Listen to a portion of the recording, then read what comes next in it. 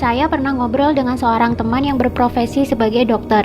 Dia bercerita betapa dak-dikdukdernya para tenaga medis yang sekarang bekerja di rumah sakit. Mereka semua dalam kondisi tertekan, cemas, dan stres. Kenapa? Karena pasien-pasiennya, baik yang positif COVID-19 maupun PDP, jumlahnya semakin banyak dari hari ke hari. Dan mereka ada kewajiban merawat orang-orang yang jumlahnya seambrol itu di rumah sakit. Yang mana sebelumnya pihak rumah sakit tentu tidak mengira akan ada wabah pandemi seluas ini di 2020. Sehingga peralatan perlindungan diri pun kurang, hazmat kurang, gloves kurang, surgical mask kurang, shoe cover apalagi. Googles juga kurang banget. Makanya ada yang cerita, katanya untuk menghemat hazmat yang sekali pakai itu, ada dokter yang memakainya selama 9 jam. Nggak boleh dilepas, karena sekali dilepas, harus dibuang dan diganti dengan yang baru, yang steril. Sedangkan stok sangat terbatas. Jadi dalam 9 jam itu, dokter tidak boleh makan, minum, pipis, dan BAB. Biar APD, terutama hazmat yang sudah dipakai tidak perlu dilepas dan dibuang. Sedangkan dalam sisi lain, mereka harus menahan keringat, panas, lapar, haus, dan menghadapi merawat pasien-pasien yang saya yakini pasien-pasien itu juga dilanda ketakutan dan stres yang sangat signifikan. Pasiennya stres, dokternya sudah kewalahan, ikutan stres juga. Ya akhirnya bulet di situ-situ saja. Pasiennya nggak sembuh-sembuh, dokternya juga lama-lama capek dan ikutan stres. Yang nggak kuat fisiknya akhirnya ikutan tepar. Bagaimana cara membantu hal ini supaya cepetan berakhir? Solusinya jangan sampai sakit. Saya di awal sudah sangat tidak setuju dengan masifnya media-media mainstream yang bolak-balik memberitakan angka penderita COVID-19 setiap saat.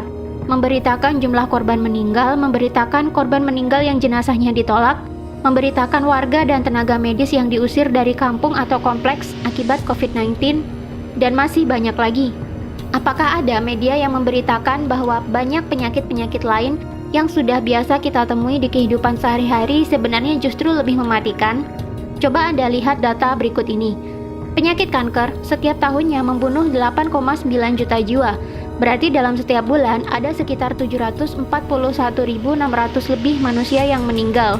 COVID-19 sejak jadi pandemi hingga April 27, 2020 membunuh hanya 198.842 jiwa saja. Silakan Anda cek sendiri di situs resmi WHO.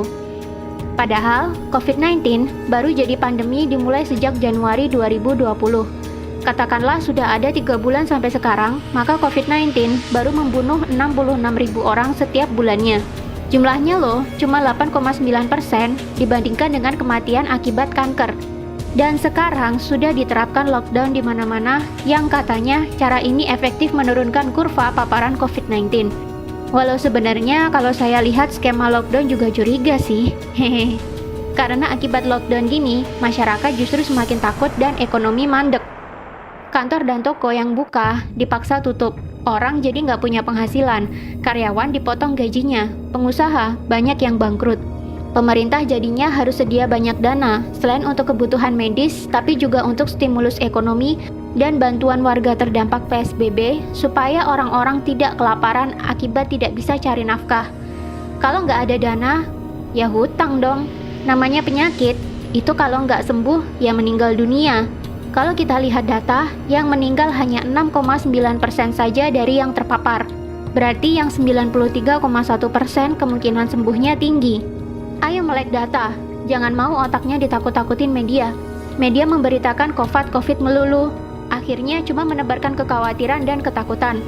Orang yang khawatir, takut, was-was, sistem imun tubuhnya malah turun.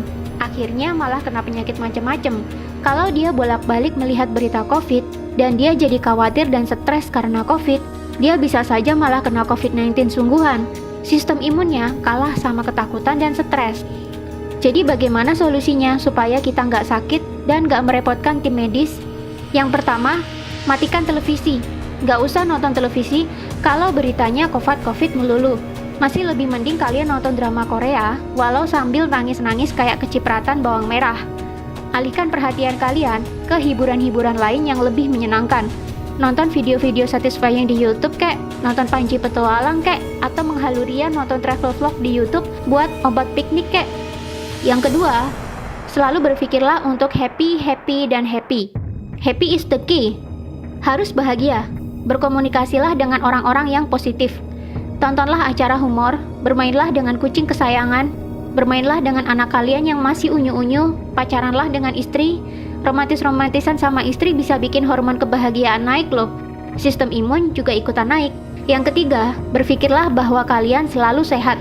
Jangan izinkan pikiran takut sakit sedetik pun mampir di otak. Ganti doa kalian yang semula, "Ya Allah, jauhkan kami dari wabah ini," dengan "Ya Allah, sehatkanlah fisik dan mental kami, supaya kami selalu happy dan bugar." Ingat ya, kata-kata yang sering keluar dari mulut, walaupun doa sekalipun, bisa masuk pikiran bawah sadar. Walaupun ada kata tidak atau jangan di depannya, tetap itu adalah kata-kata negatif. Kata-kata negatif ya negatif. Masuk ke otaknya jadi negatif. Jadinya tubuh dan lingkungannya meresponnya juga negatif. Misalkan kalian doa, "Ya Allah, jangan ada virus di rumah saya." Malah virusnya datang beneran. Beda dengan, "Ya Allah, tolong jaga rumah ini tetap bersih, sehat, dan nyaman untuk saya tinggali bareng keluarga." Maka rumah kamu akan jadi demikian. Selalu ucapkan kata-kata positif dan buang kata-kata negatif. Keempat, rutinlah olahraga. Olahraga dapat memproduksi hormon kebahagiaan dan memperbaiki metabolisme tubuh. Jiwa yang happy dan metabolisme tubuh yang baik akan menghasilkan imun tubuh yang kuat. Kelima, jaga kebersihan. Sering-sering cuci tangan pakai air dan sabun, tanpa rasa khawatir. Cuci tangan karena niatnya pengen bersih, bukan karena takut COVID-19. Percuma kamu cuci-cuci bolak-balik sampai pakai sabun dicampur alkohol sekalipun, tapi kalau pemikiranmu isinya takut, dan takut saja, ya resiko tertular COVID-19-nya malah tinggi. Keenam, jaga jarak. Kita mungkin kuat atau kebal, tapi orang lain belum tentu. Mari hargai mereka dengan tidak dekat-dekat dan selalu pakai masker kemana-mana, terutama jika berhadapan dengan orang lain. Intinya adalah bahagia, happy, sehat, pikiran tenang, dibawa slow aja. Jangan sampai kamu masuk ke rumah sakit.